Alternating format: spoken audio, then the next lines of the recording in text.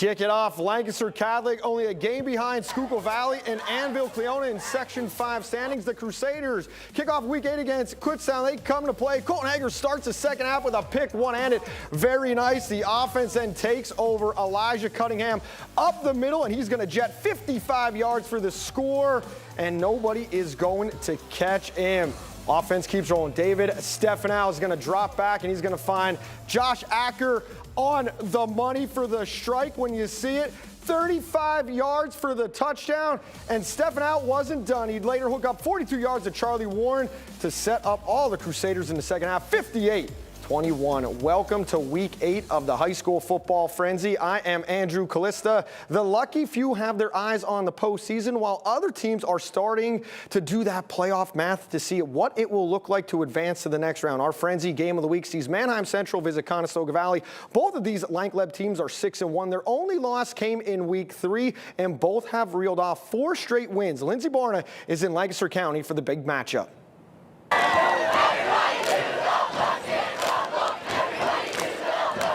Conestoga Valley hoping to rumble over Manheim Central at home. Let's pick it up just before the half. 35.2 seconds left. The Barons called timeout on a 4th and 5 at the 5-yard line. They decide to go for the field goal to extend their lead going into the half, leading 20-7. The Buckskins receive to open up the second half. Central's D comes alive. Bodie Seipel for the tackle for loss of 3 yards and even gets a shout out from coach. I think we played a very physical game. I was very proud of Brody Doherty and Bodie Seipel. They played a heck of a game defensively. But even though Conestoga Valley was on a 3rd and long, quarterback Liam Cheek sees Jaden Johnson in the middle of the field. No one can catch him. He's gone for a 53-yard touchdown. Buckskins hunting their way back down 20-14. And that ignites CV's student section. On the ensuing drive, Barons quarterback Zach Hahn hands off to Bryson Arnold. You know he's hard to bring down. Manheim Central up 26-14 with a missed extra point. But don't worry, Arnold is back in the end zone on the next drive to keep it rolling for the Barons, and he thanks his line for the strongholds. The offensive line's been really stepping it up recently. I mean, we had how many new guys? 4? 3? 3 new guys coming in. They've stepped it up, done their job, and we had a couple adjustments, and they're doing really good. And ever since Week 3, that loss to Calico kind of fired us up, and we've been bouncing back ever since, and we're just playing with energy and playing as a team. Conestoga Valley's D wasn't going quietly. With 1:06 left in the third, Shamir Hernandez comes in hot with the sack on Hahn.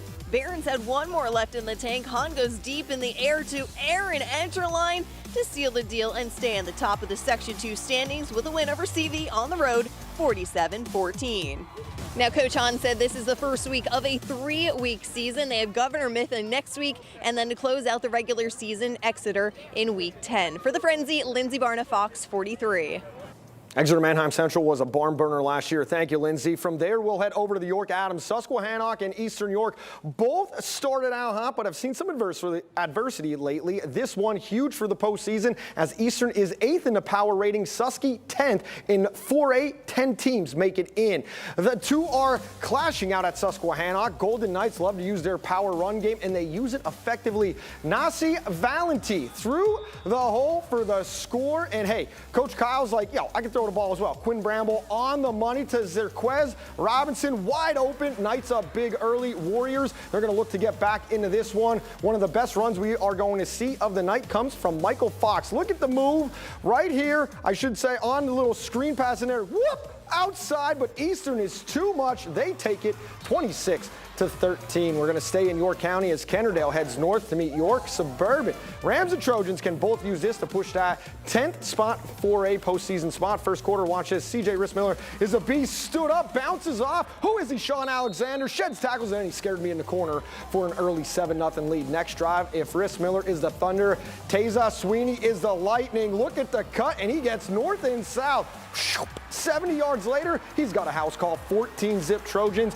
Every student in the building is happy in the stands except this guy right there. Rams, they bounce back, start with defense. Noah Tarbert, nice ball skills for the pick in the end zone to shut down a drive, and 2 plays later, it's a throwback. Jessup Sharp to Hayden Klim. 76 yards later, I'm going to spoil the ending. He gets in 14-7 at that point, but York Suburban, big second half win, 31-13. After some trips to the Lancaster and the York Adams, we're due for some mid-pen action. Alex Colley, he starts his night in Derry Township. Andrew, still a rivalry game as Milton Hershey travels to meet Lower Dauphin out at Hershey Park Stadium. And since it's at Hershey Park, it's the rare case where the visiting team travels a shorter distance than the home team. Lower Dauphin hoping to bounce back after falling short against Cedar Cliff, while Milton Hershey wants to put an end to a 3-game skid. Homecoming for the Falcons. Milton Hershey looks right at home. First play from the line of scrimmage. Elijah Johnson taking the handoff, then takes it 40 yards to the house for the first touchdown of the night. Safe to say the scoreboard operator going to get a workout tonight. Lower Dauphin's turn to go to work. Carter Burton fakes the handoff, then keeps it himself, gets around the left side, finds a whole lot of running room before running out just shy of the red zone. A few plays later, Burton going to finish what he started, rumbling in for the Lower Dauphin touchdown. Milton's Hershey Jason Burney gives his reply. Check out the snag by Mike Ladai, and then he just turns upfield, heads in for 6 more. Still in the first quarter, 3rd down for Milton Hershey. Burney, short pass to Johnson, and he is going to use every blocker that he can find, taking it all the way into the end zone. It's a back-and-forth matchup with the Spartans score in the final minute to win it 47-44. From there, let's head over to Lower Paxton Township. Central Dauphin hosts Altoona at Landis Field. Mountain Lions cut into the Rams' lead in the 3rd, but the guys in green would get that back and then some. Kyle McCullough is going to move the chains, and he moves Central Dauphin inside the 20. A few plays later, McCullough goes from knocking on the door to kicking the door down for the score. Now, you can get usually a sense of what's going to be in the top place next week. This is one of them. Altoona with the pitch. Watch Miles Copper, who just fleeces the back, steals the ball, and is running the other way with it. Now, a penalty wipes out the touchdown return, but it's still Rams' ball in good field position. Copper eventually going to score by heading in from just a few yards out.